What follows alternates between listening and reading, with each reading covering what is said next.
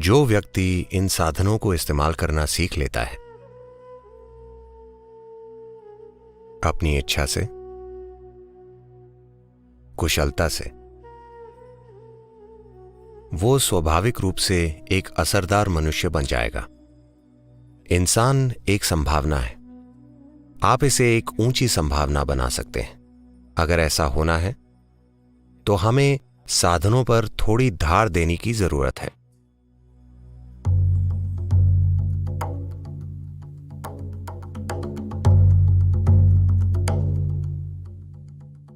साधना पद का मतलब है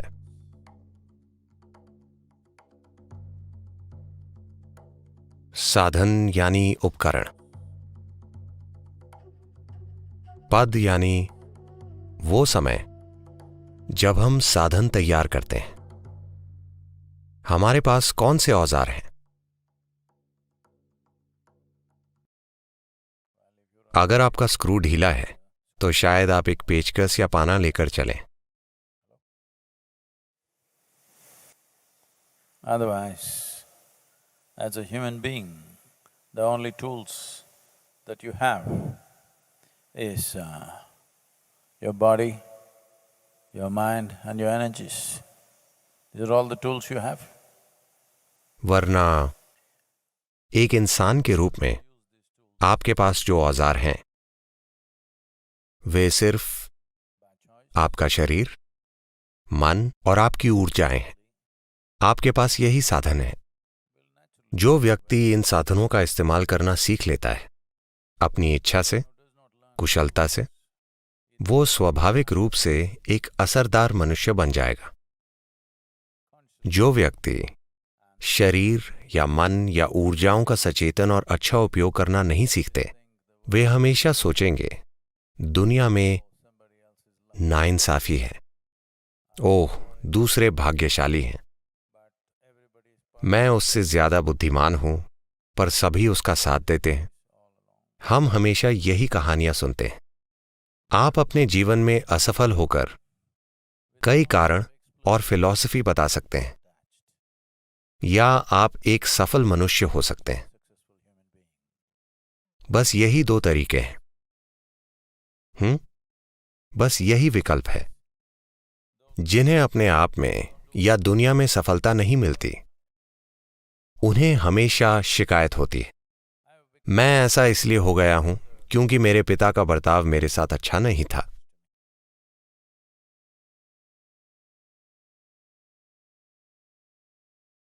जब आप ऐसे हैं तो वे आपके साथ अच्छा बर्ताव कैसे करेंगे? मैं आपके साथ कठोर होने की कोशिश नहीं कर रहा, पर अगर आप बचपन में ही शैतान और खराब हैं तो आपके पिता दोगुने कठोर और खराब होंगे। मैं उनकी उम्र के हिसाब से कह रहा हूं। हेलो, उन्होंने आपसे ज्यादा जीवन देखा है ना? हेलो, शायद जीवन ने उनको आपसे कहीं ज्यादा परेशान किया हो और उन्हें आपको भी झेलना पड़ा।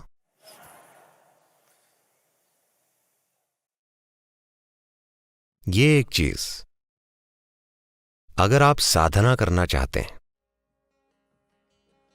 अगर आप अपने जीवन में इन तीन बुनियादी उपकरणों शरीर, मन और ऊर्जा का उपयोग करना चाहते हैं, तो सबसे पहली चीज हम आपके भीतर इसे उतार रहे हैं इनर इंजीनियरिंग के पहले दिन से ही, कि मेरे भीतर बाहर जो कुछ भी होता हो, अच्छा होता हो, बुरा होता हो, सुंदर चीजें होती हों, घिनौनी चीजें होती हों, जिम्मेदारी मेरी है।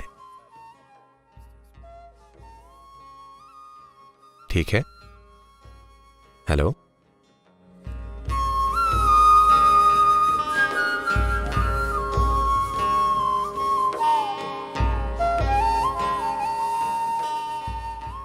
क्या आपने अपने भीतर यह समझ लिया है? अगर सफलता मिलती है तो वजह मैं हूं, अगर नहीं मिलती तो भी वजह मैं हूं। क्या आपने यह समझ लिया है? सद्गुरु, हमें लगा कि ये काम आप हमारे लिए करेंगे।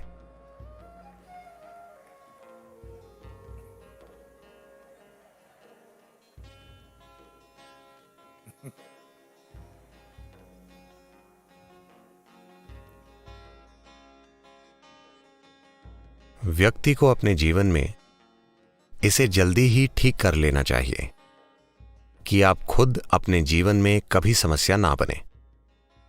आपका शरीर, आपका मन, आपकी ऊर्जाएं कभी समस्या ना बने। बाहर कुछ समस्याएं होंगी, पर हम उन्हें संभाल सकते हैं अगर ये कोई समस्या ना हो।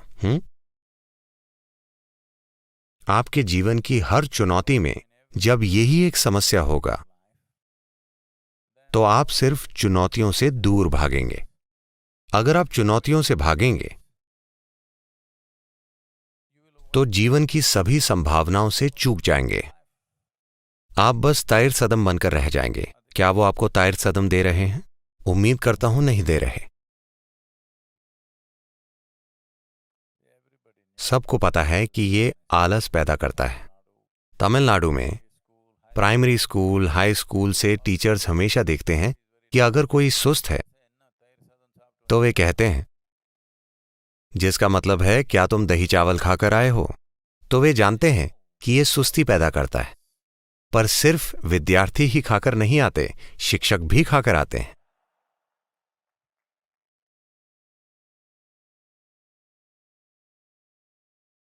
तो सुस्ती एक शानदार चीज है।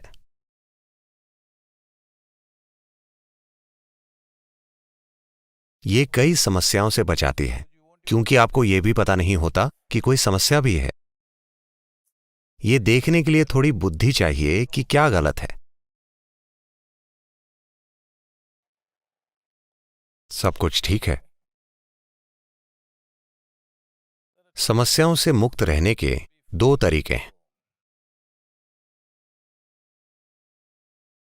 किसी ने कहा है, मुझे याद नहीं किसने, पर यह कहा है,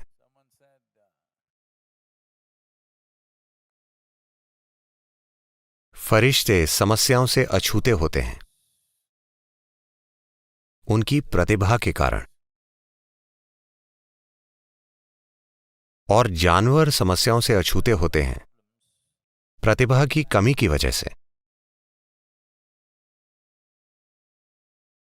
पर इंसान बीच में झूलता रहता है और संघर्ष करता है, क्योंकि वो अभी भी एक संभावना है, अभी एक वास्तविकता नहीं बना। इंसान एक संभावना है। आप इसे एक ऊंची संभावना बना सकते हैं, या आप इसे निचली संभावना तक धक्का दे सकते हैं। ये इस पर निर्भर करता है कि आप कितने अच्छे से अपने शरीर, मन और ऊर्जाओं का प्रयोग कर सकते हैं। क्या आप उनका प्रयोग करेंगे या क्या वे आपका उपयोग करेंगे? ये एक सवाल है। जब मैं कहता हूं कि वे आपका उपयोग करेंगे, तो बिना किसी पूर्व धारणा के, बिना लोगों को नीचा समझे,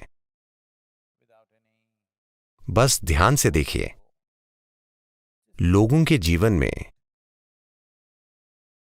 क्या प्रतिबद्ध है। धरती के ज्यादातर लोगों की जिंदगियां उनके शरीर, उनकी मानसिक जरूरतों, भावनात्मक जरूरतों को पूरा करने की ओर प्रतिबद्ध है। बस यही है। हेलो, उनके पूरे जीवन का आयोजन बस इसी के लिए है। आप इसे बिजनेस कह सकते हैं, करियर कह सकते हैं, परिवार कह सकते हैं, घर कह सकते हैं, पर सिर्फ जरूरतें पूरा करने के लिए, शारीरिक और मानसिक जरूरतें, पूरे जीवन का बंदोबस्त किया जाता है ना? कृपया आप मुझे बताइए, मैं आपकी राय से चलूंगा। आपको मुझ पर विश्वास नहीं हो रहा। यह सही है।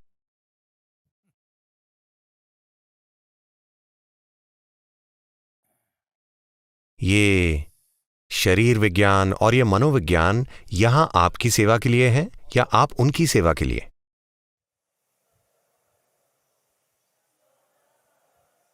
हाँ? वे हमारी सेवा के लिए हैं। But most human beings are serving them their entire life. पर ज्यादातर मनुष्य उनकी सेवा कर रहे हैं पूरी जिंदगी। नाश्ता खाते समय वे दोपहर के भोजन की योजना बना रहे होते हैं। दोपहर का भोजन करते समय वे रात के खाने की योजना बनाते हैं। तो बस खाने, मकान, सुरक्षा, एक दूसरे के प्रति भावनाओं की बातें होती हैं। वाकई पूरा जीवन बस शारीरिक और मानसिक जरूरतों के इर्द गिर्द घूमता है। इसे ही सामान्य जीवन कहा जाता है। तो मेरा इरादा है कि आप असामान्य हो जाएं, कि आप अपने शरीर और मन का उपयोग करके इस जीवन का विकास करें, जीवन को गुलाम ना बनाएं। अगर ऐसा होना है तो हमें साधनों पर थोड़ी धार देने की जरूरत है।